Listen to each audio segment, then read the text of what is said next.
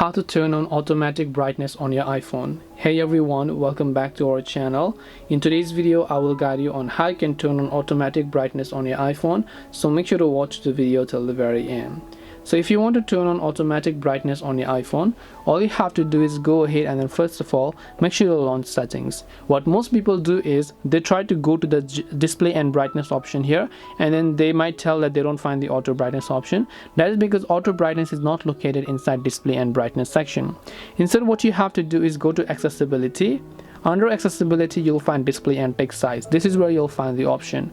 So when you go to display and text size and then you scroll down, here you'll find the option called auto brightness. If you want to enable that, you can just go ahead and directly enable this option that you can find here.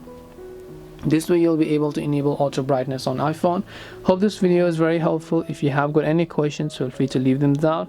Thank you for watching and see you soon in our next video.